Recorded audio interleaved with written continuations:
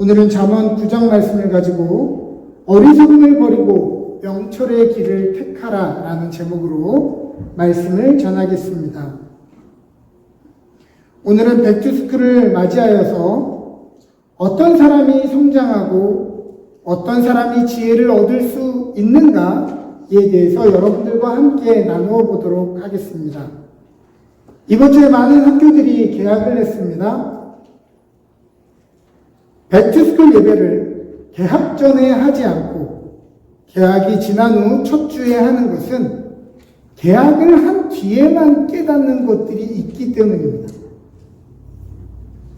학용품을 준비하면 새로운 가방을 사고 도시락통을 준비하고 또 새로운 옷가지를 사면 준비가 되는 줄 알았는데 실제로 우리의 삶의 현장에 가보니 준비가 되지 않은 우리의 모습을 발견하게 됩니다.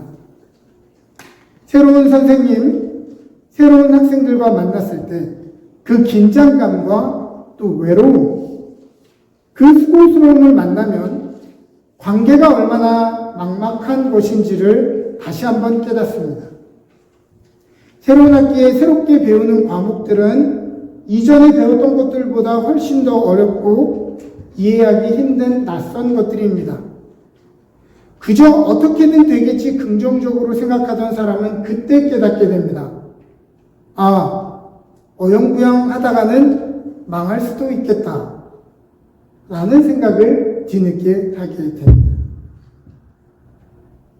그러나 자신이 얼마나 준비되지 않았음을 깨닫고 막막함과 두려움을 느끼고 자신이 없다면, 지금 나는 누군가의 도움이 필요하다고 느낀다면 그것은 참 다행입니다. 이제 여러분들은 비로소 도움을 받을 준비가 되었고 드디어 배울 준비가 되었기 때문입니다. 오늘의 성경 본문 6절을 한번 보겠습니다. 어리석음을 버리고 생명을 얻으라, 명철의 길을 행하라 하느니라. 이것을 의역해보면 이렇게 번역할 수 있겠습니다. 어리석음을 버리고 살아나라, 그리고 깨달음의 길로 걸어가라. 지혜라고 하는 것은 많은 것을 배우고 깨달음을 얻은 상태가 아니라 매일의 어리석음을 버리는 과정이 깨달음의 길로 들어서는 것이다 라고 성경은 이야기하고 있는 것입니다. 중세 철학자 후자인 니콜라스는 이를 두고 박학한 무지라고 하였습니다. 배움의 길은 지혜를 채우는 것이 아니라 이전의 무지함을 버리는 행동이죠. 사도 바울은 고린도전서 13장 11절에 이렇게 이야기합니다. 내가 어렸을 때는 말하는 것이 어린아이와 같고 깨닫는 것이 어린아이와 같고 생각하는 것이 어린아이와 같다가 장성한 사람이 되어서는 어린아이의 일을 버렸노라. 결혼을 하고 나이가 40, 50이 된다고 장성한 사람이 되는 것이 아니란 말입니다. 우리는 나이가 많아도 자기 감정밖에 모르는 어리석은 사람이 될 수도 있기 때문에 그래요. 장성한 사람이 되는 것은 많이 배우고 많이 채운 것을 의미하는 것이 아니라 매일 반복해서 어린아이의 일을 버려갈 때 우리는 어느덧 장성한 사람으로 변화되어지는 것입니다. 그래서 어릴 때부터 여러 가지 환경 때문에 자기가 가정을 책임져야 하고 자기의 삶을 책임져야 해서 어린아이의 일을 버리고 열심히 살았던 사람들은 어려서부터 철이 든 사람들도 있는 반면 나이가 들어서도 다른 사람들에게 기대고 다른 사람들에게만 바라고 다른 사람들만 탓하는 사람이 될 수도 있다는 것입니다. 이건 나이랑은 상관없는 것이에요. 어린아이의 일을 버릴 때 우리는 장성한 사람이 되어진다. 제가 2002년도 제주도에서 예수전도단 신앙훈련을 받았습니다. DTS 훈련을 받을 때 첫 주 주말에 제주 함덕바닷가에서 처음으로, 제 생애 처음으로 물에 뜨는 법을 배웠습니다. 그 전까지는 수영하는 법을 몰랐는데 물에 뜨는 법을 배웠어요. 근데 물에 뜨기까지 제가 정말 한참 걸렸고요. 그리고 물에 뜨기까지 한 20리터 말통으로 한 몇 통 먹은 것 같습니다. 바닷물을 제가 그 함덕 바닷가에 있는 바닷물을 제가 다 마셨어요. 다 마를 때까지. 근데 물에 뜨는 것이 어려운 이유는 물에 뜨려고 하기 때문이에요. 수영해 보신 분들은 알 것입니다. 물에 뜨려고 하는 생각이 몸에 힘이 들어가게 만들기 때문에 오히려 물에 빠지게 만들어요. 물에 뜨려면 어떻게 해야 하나? 무언가를 해야 한다는 무지를 버려. 그러니까 우리는 본능적으로 뭔가를 하는 게 지혜로운 것이라고 생각하는데 그게 아니라 무언가를 하려는 무지를 버리고 힘을 빼고 누워야 한다는 이 믿기 힘든 지혜를 반복해서 경험해 봐야 합니다. 우리 이해로는 이해가 되지 않죠. 뭔가 휘저어야 물에 떠올 것 같은데 진리는 아무것도 하지 않고 가만히 있어야 물에 뜬다는 것을 인정해야 한다는 거죠. 그걸 인정하지 못하기 때문에 물을 먹는 거예요. 근데 물을 한참 먹다 보면 힘이 빠져서 내가 힘을 빼려고 뺀 게 아니라 물을 하도 먹어가지고 거의 익사하기 일부 직전까지 가면 힘이 빠져서 지도 모르게 뜨게 됩니다. 그때 알게 되죠. 이게 말로 할 때는 안 되다가 힘이 빠지니까 되더란 말입니다. 모든 스포츠가 그렇듯 기본은 힘을 빼는 것입니다. 골프든 테니스든 이상한 지점에 힘이 들어가기 때문에 또 잘 치려고 하기 때문에 오히려 공이 뜨고 슬라이스가 나죠. 잘못된 습관이 생겨버린 상태에서는 그것을 버리는 과정이 훨씬 더 어렵습니다. 그 잘못된 습관을 다시 리셋하고 버리는 게 훨씬 더 어려워요. 그래서 처음에 배울 때 좋은 선생님한테 좋은 자세를 배워야 된다는 것이 바로 그러한 이유 때문입니다. 그러나 자기가 뭘 모르는지 모르는 사람은 가르쳐줘도 못 알아듣습니다. 그리고 자꾸 가르쳐주려고 하면 화만 냅니다. 그래서 잠언의 기자는 거만한 사람은 아무것도 하지 말고 내버려 두라고 이야기합니다. 7절, 8절입니다. 거만한 자를 징계하는 자는 도리어 능욕을 받고 악인을 책망하는 자는 도리어 흠이 잡히느니라. 거만한 자를 책망하지 말라. 그가 너를 미워할까 두려우니라. 지혜 있는 자를 책망하라. 그가 너를 사랑하리라. 자기가 뭘 모르는지를 모르고 자기가 뭘 배워야 하는지 모르는 사람에게 뭔가를 가르쳐준다는 것은 정말 힘든 일입니다. 자꾸 자기 방식대로 하려고 하기 때문에 안 되고 짜증만 나고 화가 나는 거죠.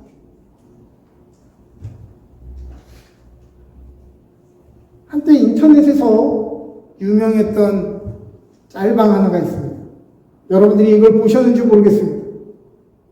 바로 이것입니다. 어떤 사람이 묻습니다. 영원한 행복의 비결이 뭡니까? 그러자 선생님이 얘기하죠. 바보들과 논쟁하지 않는 겁니다. 저는 동의하지 않습니다. 그래요, 당신 말이 맞습니다. 이 내용이 뭔지 이해가 되세요?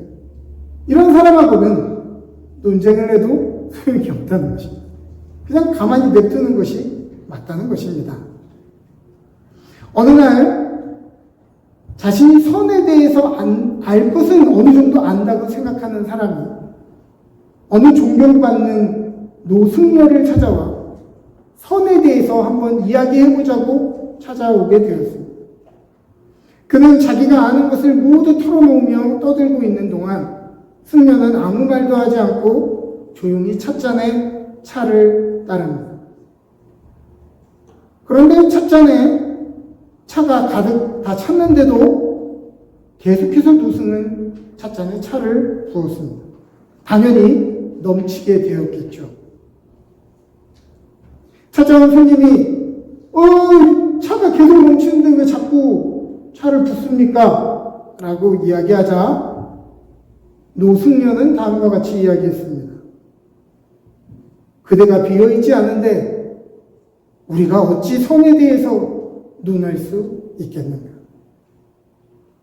이미 자기는 꽉 차있는 상태로 와놓고서 무언가 함께 지혜를 나누고자 한다는 건 말이 안 된다는 거죠. 이 사람은 그냥 자기가 아는 것을 이 노승려에게 자랑하고 싶었던 겁니다. 가끔 신앙에 있어서도 이런 사람들이 있을 수 있습니다. 내 종교는, 우리가 믿는 기독교 신앙은 완전 무결하다. 내 종교에서 말하는 것은 모든 것이 진리다. 나는 모든 진리를 가지고 있다. 나는 모르는 것이 없다. 나와 다른 생각을 하는 사람은 모두 진리에서 떠난 사람이다. 이런 생각을 하는 사람을 보면은 굉장히 피곤해집니다. 사실 이들과 논쟁하는 것은 정말 아무런 의미가 없습니다. 제가 예전에 저희 집에 띵동 누가 초인종을 눌러가지고 문을 열었더니 형제님 오늘 좋은 말씀 들고 왔습니다. 누구예요? 여호와의 증인. 여호와의 증인이 이렇게 팀을 이뤄가지고 왔어요. 그래서 제가 그때 신학교 때 열심히 공부하던 때인데 그때 제 마음에 어떤 마음이 들었냐면 이들을 설득해봐야 되겠다 라는 생각이 들었어요. 그래서 들어오세요 한 다음에 제가 막 차도 끓여주고 간식도 주면서 진리에 대해서 나눴습니다. 이게 뭐 장난이 아니라 상대가 안 되죠. 상대가 안 되죠. 제가 전문적으로 신학을 공부한 사람인데 말빨이 밀리지가 않습니다. 한참을 얘기하다가 이 사람들이 설득이 됐는 줄 알았는데 다음 주에 올게요 하면서 갔어요. 그래서 다음 주에 오면 내가 무슨 말을 할까? 제가 또 준비를 하고 공부를 했습니다. 다음 주에 띵동 해서 문을 두드려서 열어보니 다른 사람이었어요. 얘기를 들어보니 그 사람이 그 위에 있는 리더가 왔어요. 말빨이 부족하니까. 저도 열심히 준비했기 때문에 그 사람과 한 1시간 반, 2시간 동안 논쟁을 했어요. 그 사람도 집에 갈 때 다음 주에 오겠습니다 하고 갔어요. 그 다음 주에 또 초인종이 띵동 눌렀고 문을 열어보니까 또 다른 사람이 와 있어요. 그 누구예요? 그 지역 리더가 왔어요. 제가 그때는 문을 열어주지 않았어요. 왜냐면 딸려서 그런 게 아니라 이게 의미가 없다는 생각이 드는 거예요. 아무리 얘기해도 의미가 없다. 자기가 믿고자 하는 바대로 믿는 사람들에게 논쟁하는 것은 아무 의미가 없다. 그래서 그때는 좋은 말씀 제가 많이 들었습니다. 가세요. 그러니까 그 이야기를 들을 여지가 있고 함께 논의할 여지가 있지 않은 사람과 논의하는 것은, 논쟁하는 것은 아무런 의미가 없는 것입니다. 오늘 자녀분들 중에, 우리 자녀들 중에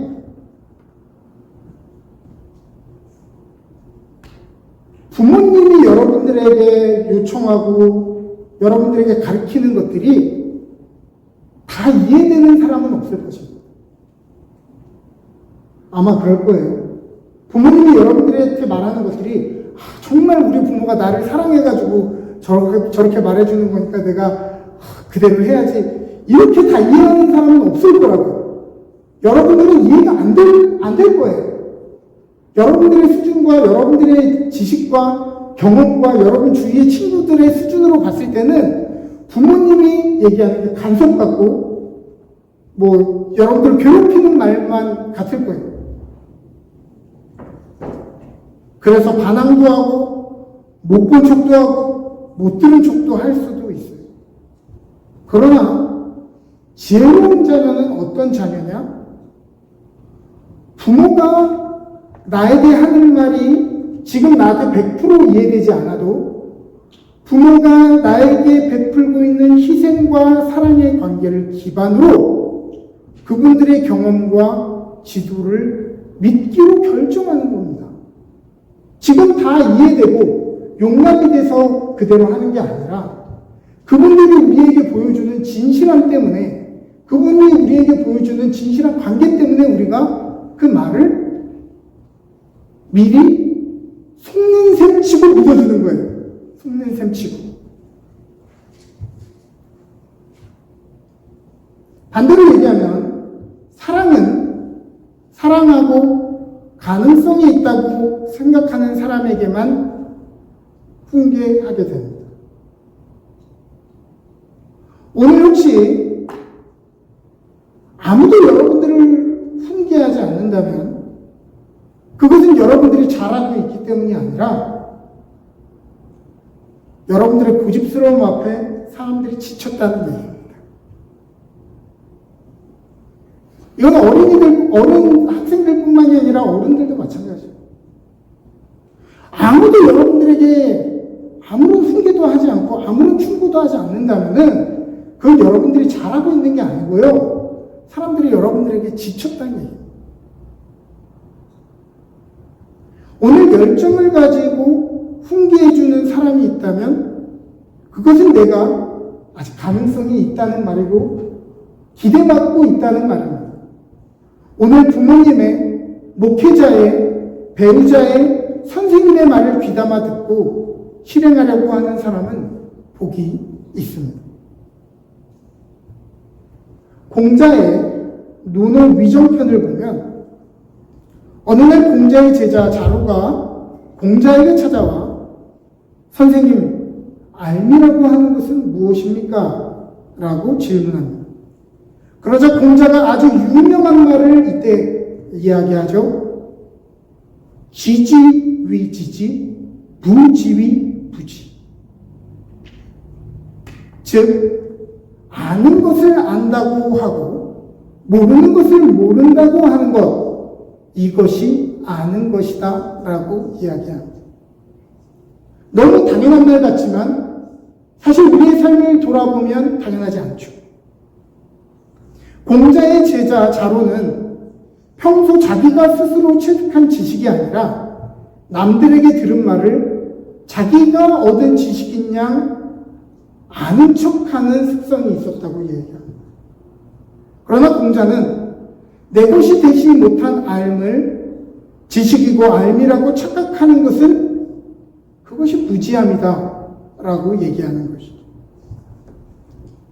저도 박사학위를 공부하기 전에는 이런 생각을 했어요. 내가 박사학위 공부를 하면 모르는 게 없는 말 그대로 척척 박사가 되는 줄 알았어요. 한 분야에 고수가 되는 줄 알았단 말이에요. 최절정의 고수가 되는 줄 알았어요. 그런데 학위를 마치고 난 뒤에 제가 깨닫게 된 것은 내가 연구했던 분야는 정말 수많은 이 학문의 분야에 정말 하나의 작은 사족에 불과하다는, 작은 가지 하나에 불과하다는 걸 깨닫게 된 것이죠. 이전에 자신만만하고 확신에 찼던 것은 오히려 눈을 닫고 귀를 닫아서였지, 이제 학자적인 사고를 가지고 공부를 하고 문서를 바라보고 논문을 쓰다 보니 학문의 깊이와 연구들은 너무도 무궁무진해서 내가 안다고 이전에 생각했던 것들이 더 아리송해졌고 이제는 말하는데 더 주저함이 많아졌고 무언가를 주장하는데 더 망설여지더라는 말입니다.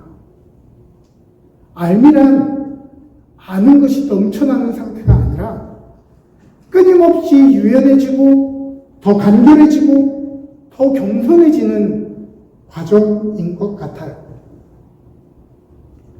구절은 이야기합니다. 지혜 있는 자에게 교훈을 더하라.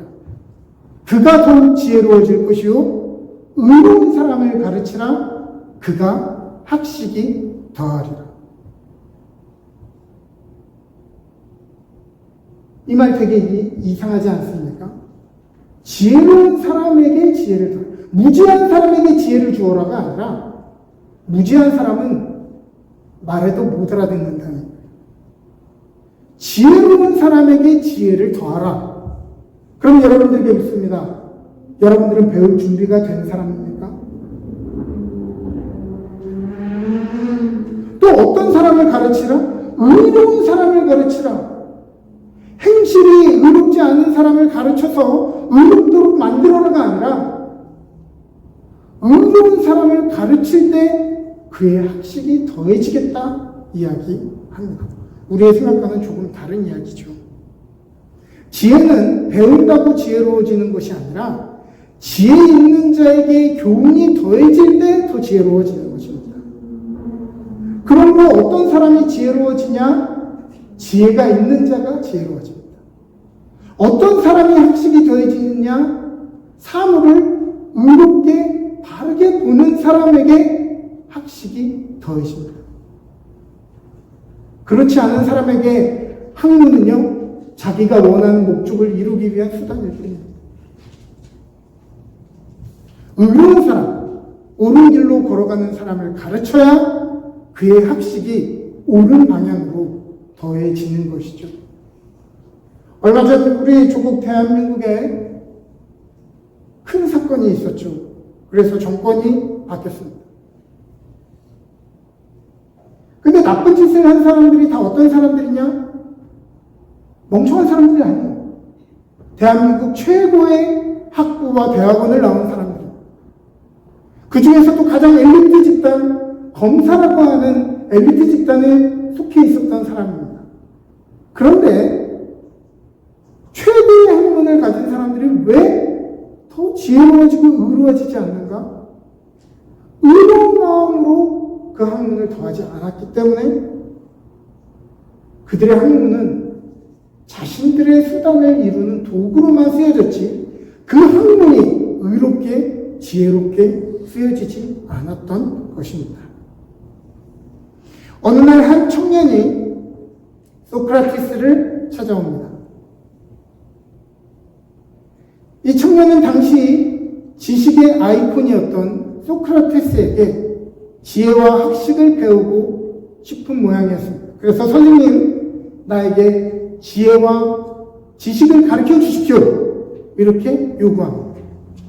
그래서 소크라테스가 바닷가로 이 청년을 데리고 가죠. 그래서 물이 허리쯤 오는 곳으로 데리고 갑니다. 어떻게 했을까요? 무언가를 설명하는 것처럼 가까이 와보라고 하더니 가까이 오니까 머리채를 잡고 물속에다 쳐넣었습니다.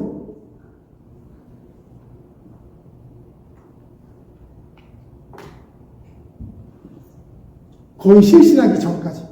아니, 이 소크라테스가 머리만 똑똑한 사람이 아니었던 모양이에요. 등치가 한 등발 했나봐요.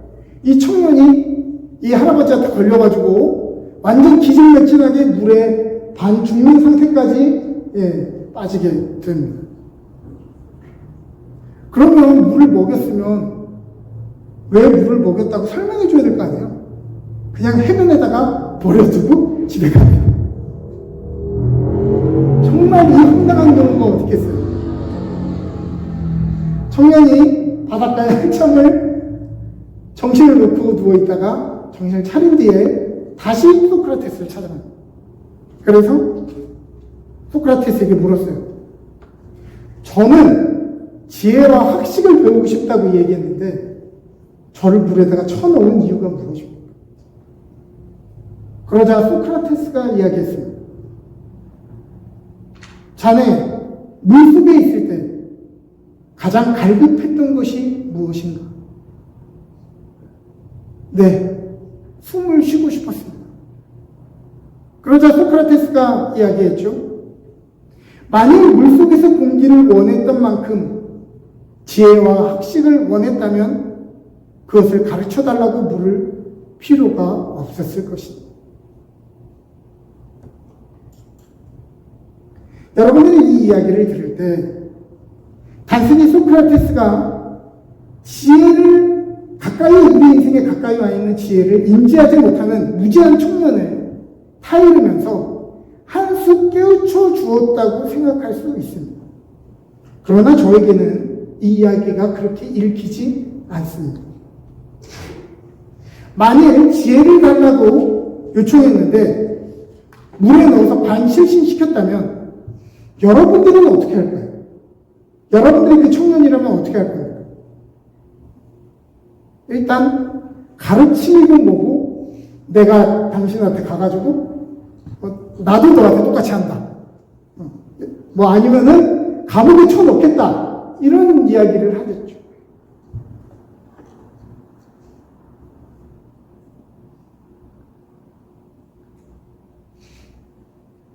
그게 저의 수준입니다. 그런데 그렇게 생각해보면 이 예화는 당연하지가 않습니다. 그렇게 자기가 지혜와 지식을 달라고 했는데 물에다가 물을 한참 먹인 그 소크라테스를 다시 찾아가서 묻고 있는 것은 엄청난 용기다. 이것은 소크라테스라고 하는 사람이 나를 물에 넣은 것은 어떠한 이유가 있을 것이라는 믿음이 있었기 때문에 그렇게 물었던 것이죠. 근데 대부분의 보통의 사람들은 믿지 못합니다. 우리 기대가 깨지는 순간 저 사람도 별 수 없네 생각하죠. 그런데 이 사람은 소크라테스라면 뭔가 뜻이 있었을 것이다. 숨겨진 의미가 있었을 것이다 생각하며 물어봤다는 것이죠. 조금만 생각해보면 이 청년은 이미 지혜로운 사람이었던 것 같습니다. 소크라테스는 나와 다르고 이 안에는 뭔가 의미가 있을 것이라고 믿는 그 자체가 지혜로운 것이죠.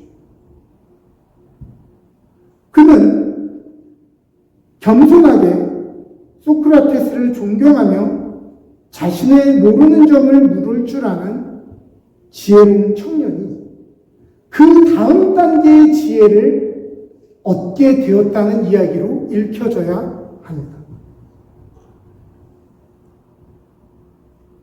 10절을 읽겠습니다.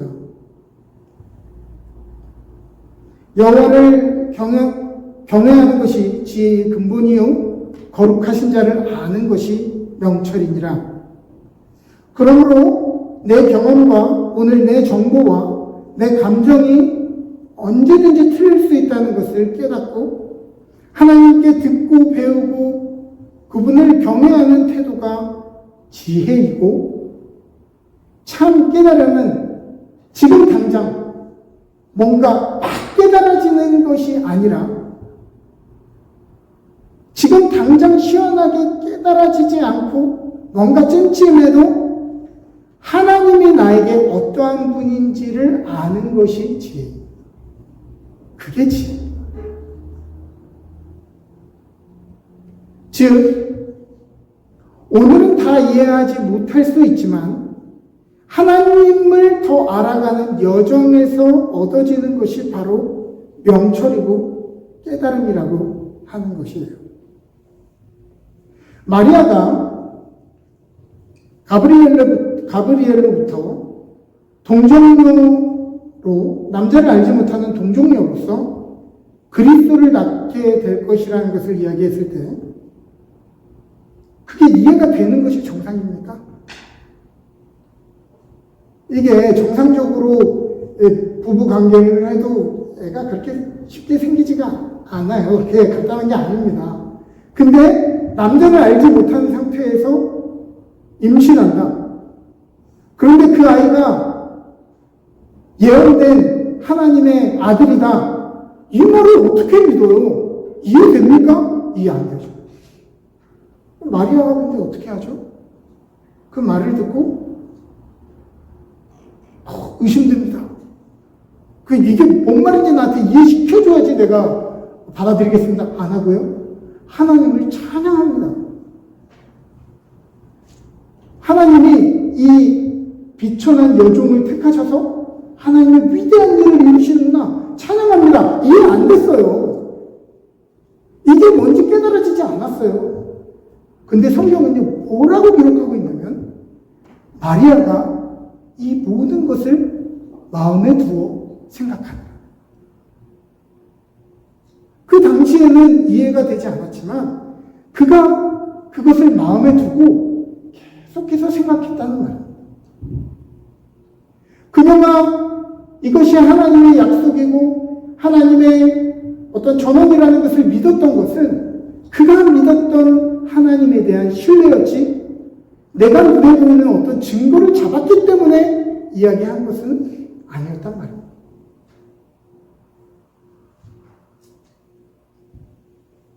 그래서 마리아는 지금 생각해 보세요. 나이가 13살, 14살밖에 안 되는 어린 여자아이가 남자를 알지 못하는데 아이를 낳는다. 그 아이가 그리스도다. 이거를 어떻게 받아들이겠냐마는 자기를 내 인생 꼬였다 이렇게 생각하지 않고 하나님께 택함받은 귀한 인생이라고 고백할 수 있었던 것은 얼마나 멋진 태도이며 얼마나 지혜로운 고백인가 하는 것입니다. 그러므로 지혜라고 하는 것은 정보의 양이 아닌 삶의 태도가 지혜고요. 깨달음은 지금 당장 뭔가 손에 잡힌 깨달음이 아니고요. 신뢰를 기반으로 때가 되면 확인되어지는 그 과정이 바로 명철이고 깨달음인 것입니다. 그러므로 다시 한번 이 문장을 읽어보죠. 여호와를 경외하는 것이 여호와를 경외하는 삶의 태도가 지혜의 내용이고 근본이며 거룩하신 자를 아는 것이 명철이고 삶의 깨달음입니다.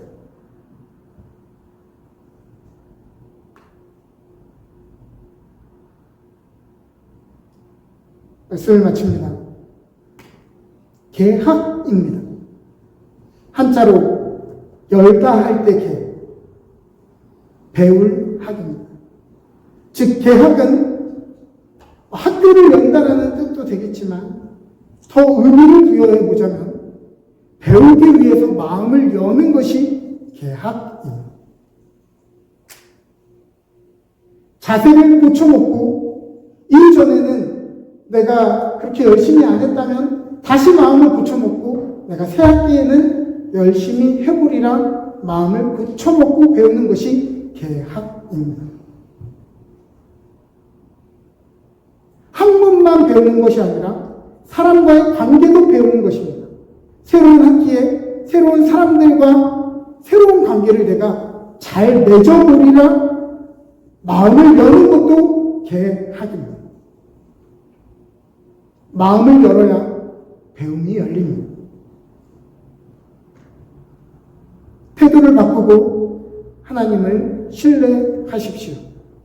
그것이 이 새로운 학기, 이 새로운 삶의 페이지에 여러분들의 삶을 지혜롭게 명철하게 만들어 줄 것입니다. 아멘. 이 시간 함께 기도하겠습니다.